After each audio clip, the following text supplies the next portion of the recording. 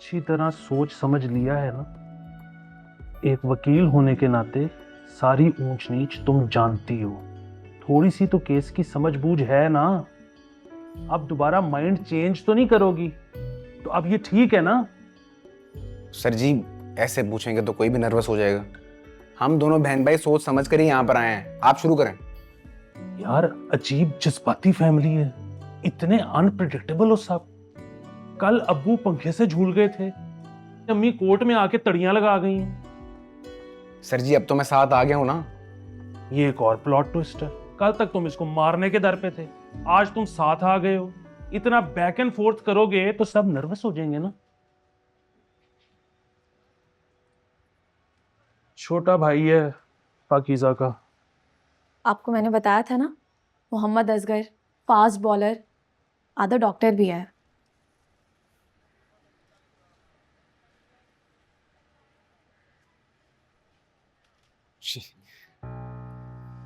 बहुत खुशी हुई तुमसे मिलके Mohammad Asgar. Thank you. Thank you. बैठो बैठो बैठो। ये जो साइबर के केस होते हैं ना, ये बड़े कॉम्प्लिकेटेड होते हैं। देखने में बड़े सिंपल लगते हैं, पर जो मुश्किल होती है ना, वो इसकी इंक्वायरी होती है। और फिर जो ये हमारे वाला केस है ना, इसके अंदर मुद्दई नंबर 1 गायब है। जो मुद्दई नंबर 2 का शौहर है, नॉट फ्रेंड बट हस्बैंड, गायब हो गया। यही वो चीज है जो इस केस को फाइल होने से पहले ही कमजोर बना रही है। आपको समझाने के लिए मैं एक्सप्लेन कर रहा हूं, वरना आसिम साहब को तो सब पता है। वकीलों को तो हम कानून नहीं ना पढ़ा सकते जनाब। सर जी, पाकीज़ा भी वकील है। अगर दूसरा मुद्दई भी हाजिर हो जाए ना, तो फिर केस स्ट्रांग हो जाएगा, वरना केस डिसमिस। 2 मुद्दई नहीं है सर, मैं एक ही एप्लीकेंट हूँ। और देखें जी, कोई फायदा नहीं सर, कोई फायदा नहीं।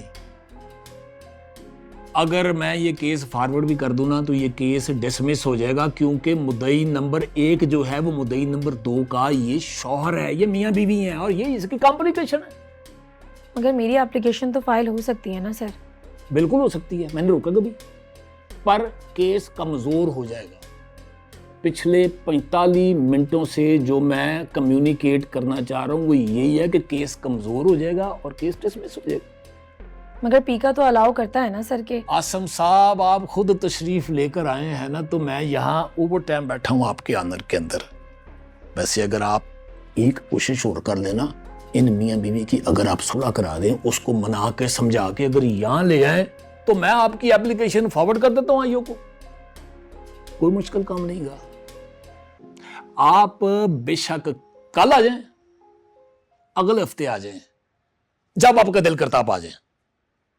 ये आपको ना आगे जाके ना फायदा देगा। वो तो हमारी प्रॉब्लम है ना सर। अच्छा डायरेक्टर साहब, डिप्टी, अभी डिप्टी हूं। वैसे आपके मुंह में घी शक्कर, डायरेक्टर साहब रिटायर होने वाले हैं 11वें में। Thank you Asim sir. Investigation officer के पास जाना है अब। डायरेक्टर साहब ने एप्लीकेशन मार्क कर दी है। कुछ तुम्हारी और मेरी पुश्तों पे एहसान नहीं किया, इनको बड़े काम पड़ते हैं अदालतों में हमसे। बस अपना रोब झाड़ना था, तो एक दिन का डिले डाल के वो उन्होंने कर लिया। तुम बड़ी देर में आए हो, मुझे तो लगा भाग गए होगे। सर जी, चौकीदार अंदर ही नहीं आने दे रहा था। भागना क्यों था? मुझे हर वक्त डर लगा रहता है कि तुम में से एक या दोनों भाग जाओगे, जैसे वो फराज गायब है सीन से। मैं वकील हूं, मेरे ट्रस्ट के इश्यूज हैं।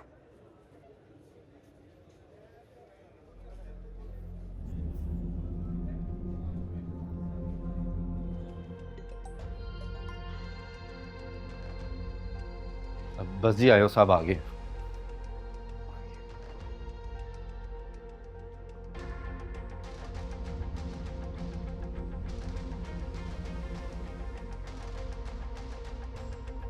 अस्सलाम वालेकुम।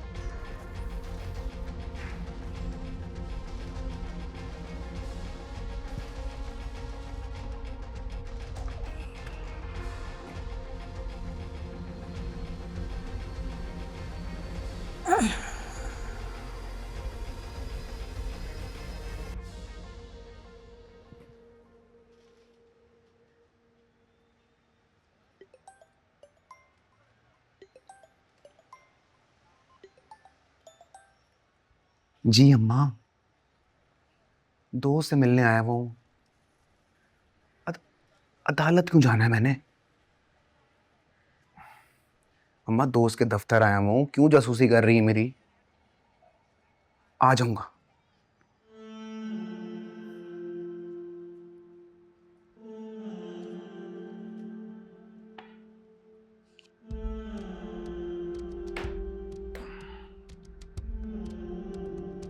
आपके शौहर को पहले नंबर पे यहाँ मौजूद होना चाहिए था। उसके बगैर इन्वेस्टिगेशन कैसे होगी बीबी? एप्लीकेशन तो मैंने फाइल किया ना सर। गलत एप्लीकेशन उठा लिया ना डीडी साहब ने। मैं होता ना, मैंने मार्क ही नहीं करनी थी।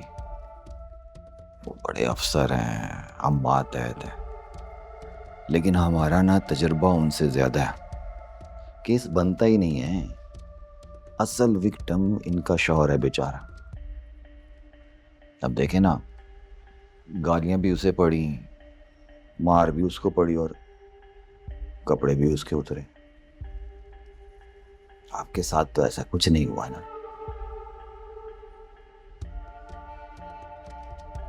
या क्या हुआ था? मेरे साथ जो ज्यादती हुई है सर, मैंने उसके लिए एप्लीकेशन फाइल की है। फराज इसका हिस्सा हो या नहीं, इस वजह से मेरी एप्लीकेशन रिजेक्ट तो नहीं हो सकती ना। मैं एक फ़र्द हूँ और मेरा कानूनी राइट है कि मैं अपने ऊपर होने वाले क्राइम को रिपोर्ट करूँ। इस एप्लीकेशन का ताल्लुक मुझसे है, मैं हूं ना एप्लीकेंट जी।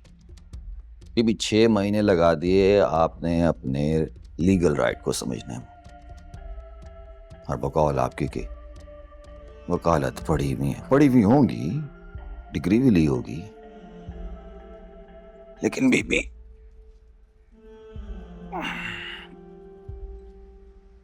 एक नामहरम के साथ उस होटल में क्या कर रही थी आप?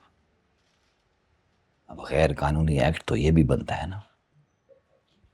मेरे भाई, एप्लीकेशन मार्क हो गई है, आप ही के डिप्टी डायरेक्टर ने की है। अब आप मेहरबानी करें और प्रोसेस आगे बढ़ाएं। ठीक है, छोड़ दिया दरखास्त। आता है नंबर तो लगाते हैं इंक्वायरी पे। कब लगेगा नंबर जनाब?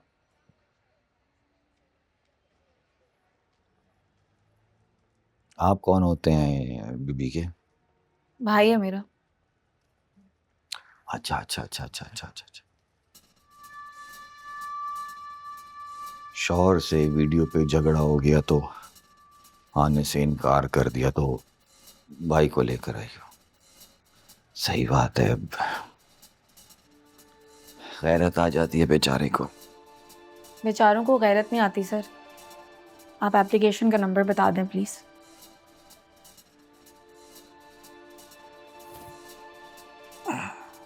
चार 4385।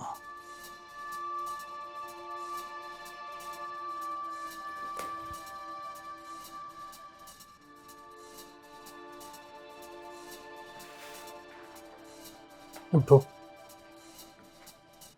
Thank you sir. Most welcome.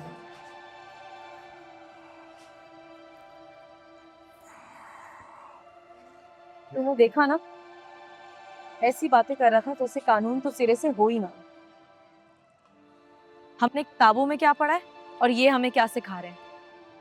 भाई मैंने एप्लीकेशन दी है, मैं मुद्दई हूँ, तो मुद्दई नंबर 1 फिलर कैसे हो सकता है जबकि मैंने दरख्वास्त दी है। अभी तो मैम समन और आसिम सर की वजह से दरख्वास्त मार्क हो गई है। मैं अकेली होती तो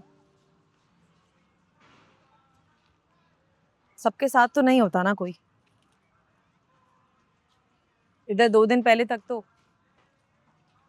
मेरे साथ भी कोई नहीं था, तू भी नहीं था।